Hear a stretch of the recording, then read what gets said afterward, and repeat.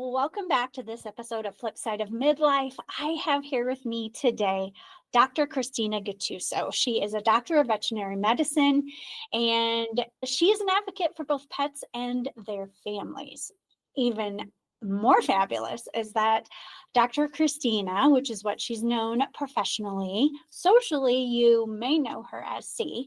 Today, she's Dr. Christina here on this episode, and she is the founder of Arizona's first in-home pet euthanasia service and hospice program.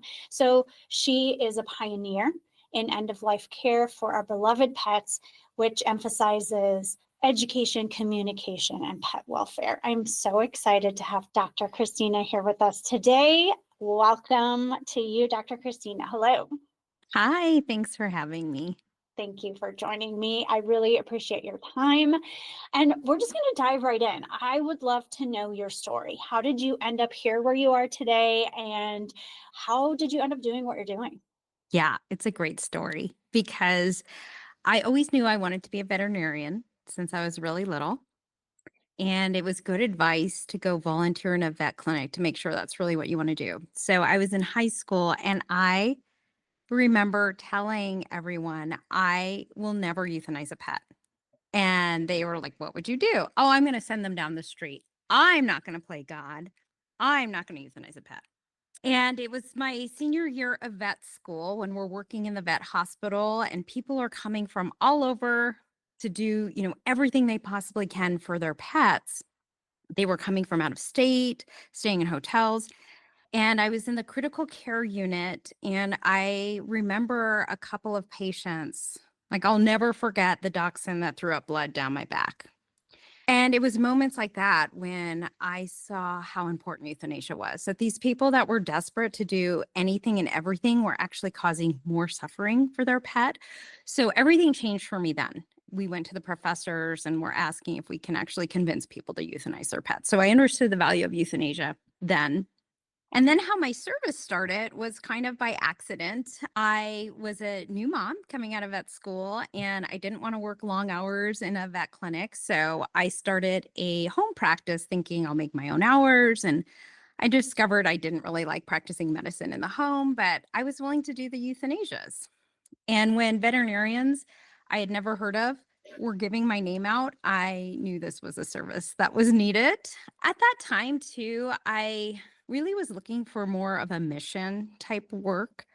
And so it just really met that need to really be present emotionally for people, not just, I love science and I love veterinary medicine, but it was really cool to combine it with connection and intimacy with people as well. And that's how the service was birthed. When was that? How long have you been doing this? That was in 2004. Wow. So just over 20 years ago. That's a big anniversary. Yeah. So you've been doing this the longest here in the Phoenix area and the longest in Arizona, you said, right? Yeah. And probably the longest nationally. There may have been one other service. No one was talking about it. There may have been one other service that had started, I think in Colorado. We're not quite sure who started first. It was just so brand new back then. So how did you market back then? Because email, websites, all of those things, social media wasn't really a thing yet. How did the word get out about what you do? It's a great question and another funny story. So my first website, 2004, internet was still kind of new and I was going to people's homes. I told my web designer, I don't want people to find me online. I told them that. I wanted it to all be referral. It felt safer to go to someone's home if it was referred by their vet. So I said, make my website so that it's not found.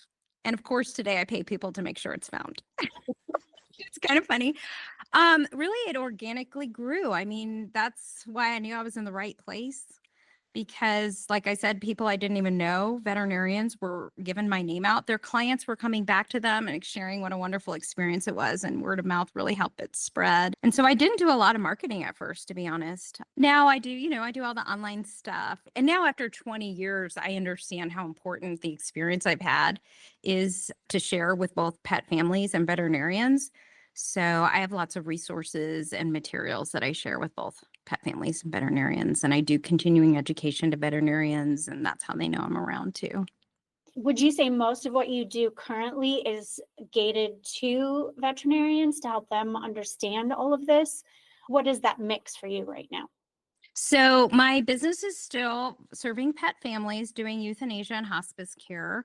And hospice care was developed because as I was coming to people's homes, I realized there's a period between when their vet could no longer offer any help, but they weren't ready for the euthanasia, that these people had no support and it was all on them. And I knew it was really important to get them education. So I knew that early on. So that's always been an important thing for me.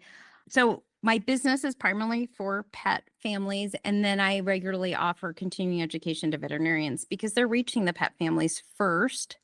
And I really think it's about reaching people earlier and sooner because a lot of the families I work with kind of feel like they're in an emergency situation. You want to educate pet parents. So, what are a few top tidbits you'd like to share with them as far as it relates to what you do? Yeah, I would say the best thing you can do as a pet parent is get to know what's normal with your individual pet. And that starts as early as possible. Pretend you're a veterinarian. When you are petting your pet, feel their body, get used to lumps and bumps. It's like you're doing an exam. Look in their ears, look in their mouth, look in between their toes. Just get really familiar with what your pet feels like because that's how you're going to notice when something's off. And that goes to understanding your pet's behavior as well. The pet's sign of disease can be very subtle. And that's why a lot of times people feel like, oh my gosh, this came out of nowhere. It happened so fast. And their experience is real. That's really what they experience because they just don't know what to look for. They don't realize the subtle signs. So, again, the more you know what's normal. And then the other thing I would say is once you just know what's normal, you don't have to understand why it's abnormal. Just trust your gut. Something feels off. Trust your gut. That's what I would say. More people talk themselves out of what they kind of know.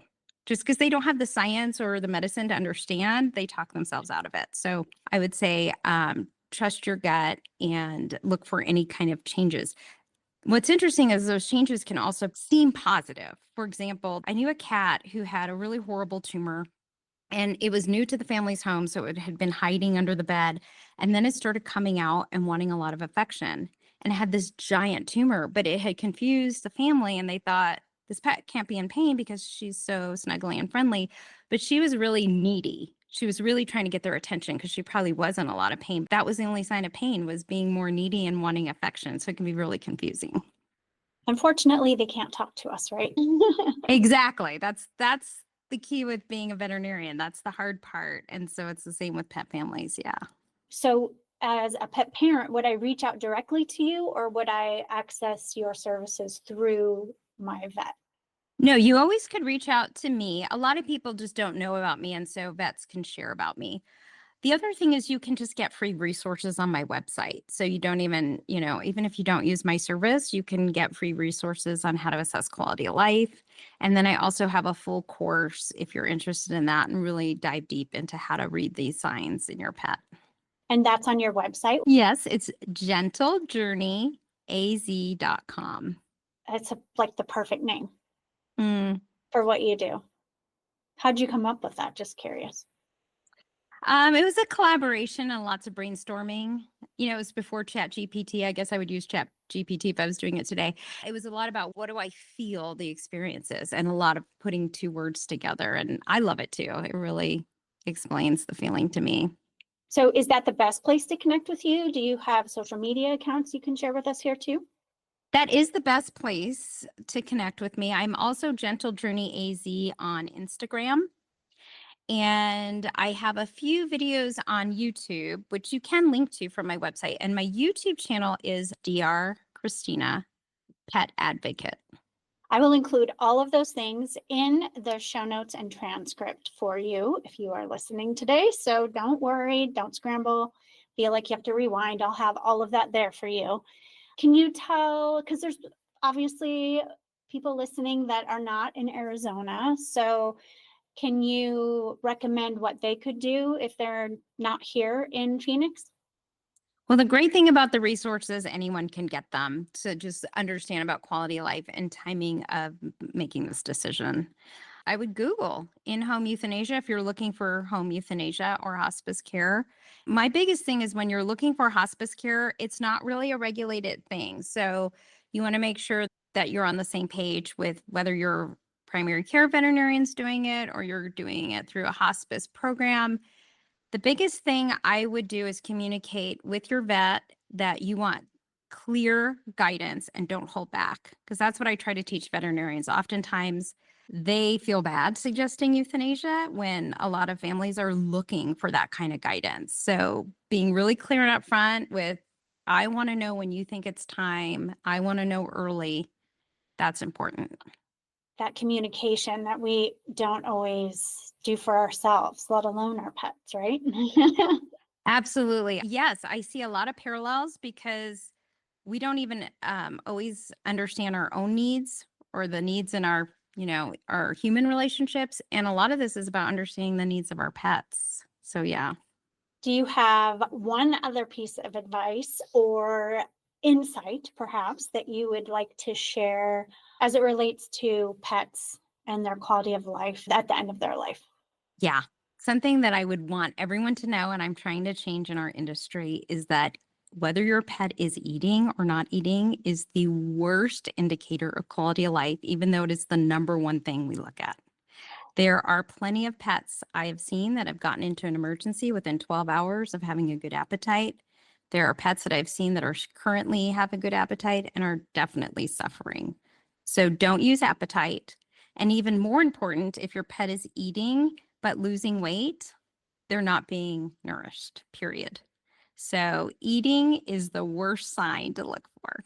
Ooh, that's a really good one, because you're right. That's what I have thought about in the past with my pets. And I've heard many people say that. Well, they're still eating. So, That's the exact phrase I hear. They tell me all the reasons their pet has poor quality of life and then say, but he's still eating. And that's why it's my mission to change that. Now, if your pet stops eating, that's a clear sign something's wrong. But if your pet is eating, it's not a clear sign something isn't wrong. good clarification. Thank you. We have been talking about what you do professionally. I'd love to flip the switch and talk about your midlife experience a little bit. I happen to know Dr. Christina socially because she is part of some of the events that I host here in Phoenix. And that's part of the reason why I invited her to join us here today, because I've gotten to know more about what she does. And I think she's pretty freaking amazing. So who better to ask on the podcast than amazing women who are in midlife and beyond, so that you listening to Flipside of Midlife can learn from them as well. So socially, I do know her as C. So C, can you give me a little bit about your midlife experience, just an overview of your story from that perspective? Yes. And I have to say, Carly is also awesome. And it's been amazing to be part of her group and to be around other amazing women in midlife. It's awesome. If you have the chance and you're in Phoenix, you definitely want to check it out. So, I've had a rough journey, but I think many of us have by the time we get to midlife. I will start by saying life did not turn out the way I thought it would. And that was probably the biggest challenge, was accepting that I'm a veterinarian. I put a lot of hard work. I'm a business owner and I have the fruit of all of that. I have my degree. I have a successful business. It has not been the same in my personal life. I've invested a lot and showed up to midlife feeling like those investments did not pan out. And that was really challenging mentally. But also then became the gift, as it does. And I got to discover who I am. I got to see life outside of the box that I thought it was supposed to be. And turns out it's pretty cool. Life is pretty cool, even when it's not the way you thought it was going to be. Yeah. You do not have an unusual experience. Obviously, your experience is unique to you. But I know there's a lot of nodding out there as they're listening. Yeah, me too, kind of a thing.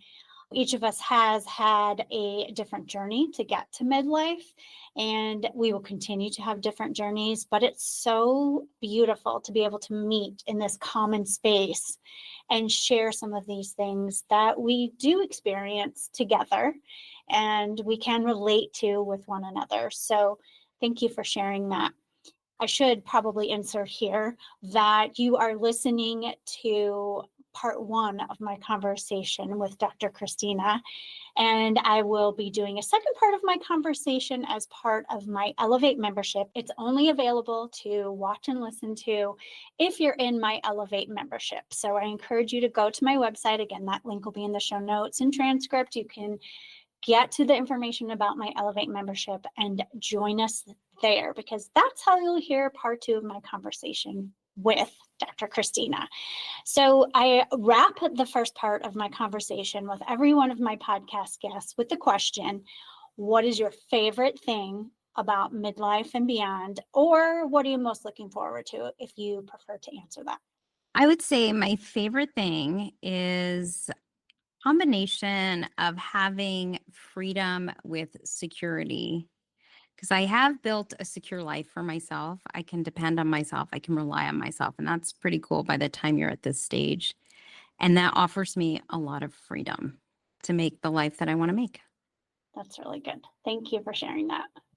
You mentioned it a few minutes ago about finding yourself, learning who you were, and that in itself also gives us a certain freedom too.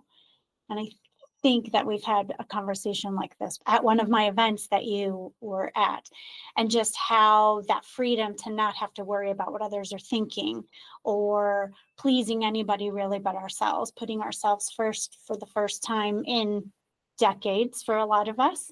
We've been taking care of others in so many different ways for a very long time. So when we do get to this point in life, it's really beautiful to be able to have that freedom of self-expression, self-awareness.